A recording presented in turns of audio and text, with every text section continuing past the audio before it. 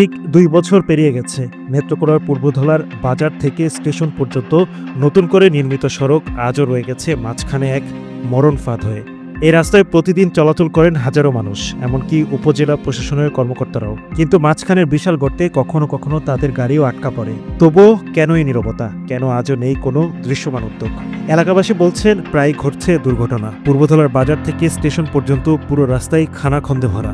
ঘটেছে গাড়ি থেকে পড়ে যাওয়ার ঘটনাও। বারবার প্রশাসনের দৃষ্টি আকর্ষণ করলেও রাস্তার মেরামত হয়নি।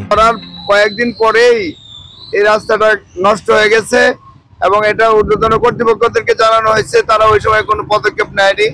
আরো 13 বছর পরে এই রাস্তাটা হয়েছে, কিন্তু এই রাস্তাটা এই কতটুকু জায়গা ভাঙার জন্য আমরা চলাফেরা করতে পারতেছি না। মানুষ এখানে পড়ে যায়, গাড়ি থেকে পড়ে যায় এবং জাম বাজে।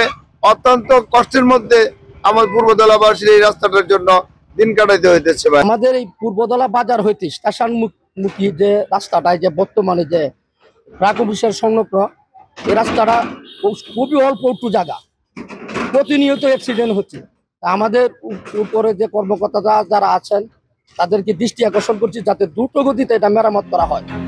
এমনকি জরুরি ভিত্তিতে রোগীদের হাসপাতালে নিতেও বেশ বেগ পেতে হচ্ছে স্থানীয়দের। প্রতিদিনই ঘটছে দুর্ঘটনা।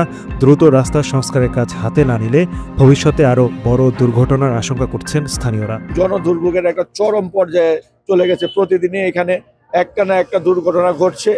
হাসপাতালে যেতে হয় এই রাস্তা দিয়ে, যা রোগীদের জন্য অত্যন্ত কষ্টকর হয়ে দাঁড়াচ্ছে। আজকে পূর্বধলা বাজার থেকে স্টেশনের যে রাস্তা, সেটা অত্যন্ত নাজুক অবস্থা। বিশেষ করে সোনালী ব্যাংকের সামনে থেকে এদিকে ব্রাক অফিস হয়ে এই মোড় পর্যন্ত অত্যন্ত নাজুক অবস্থা। স্কুল কলেজের শিক্ষার্থীরাও পড়েছেন দুর্ভোগে। তাদের প্রত্যাশা খুব শীঘ্রই শুরু হবে রাস্তা মেরামতের কাজ। আমরা প্রতিদিন এই রাস্তাটাতে যাতায়াত করি, আমাদের অনেক কষ্ট হয়। এই রাস্তাটাতে প্রতিদিন দুর্ঘটনা ঘটছে। আমরা চাই সরকার যেন এই রাস্তাটাকে মেরামত করে আমরা স্কুল কলেজে যাওয়ার সুযোগ সুবিধা পাই। প্রশ্ন ওঠে, মাত্র 2 বছরের মধ্যে রাস্তা এভাবে ভেঙে পড়ল কিভাবে? এর পিছনে কি দুর্নীতি নাকি দায়িত্বহীনতার পরিচয়? উপজেলা নির্বাহী কর্মকর্তা জানান, পূর্বধলার এই রাস্তার বেহাল অবস্থা সম্বন্ধে তিনি অবগত আছেন। খুব দ্রুতই শুরু হবে রাস্তা মেরামতের কাজ। যে রাস্তাটির কথা আপনারা বলছেন, ওই রাস্তাটি আসলে পূর্বধলা শহরের প্রাণকেন্দ্রে অবস্থিত।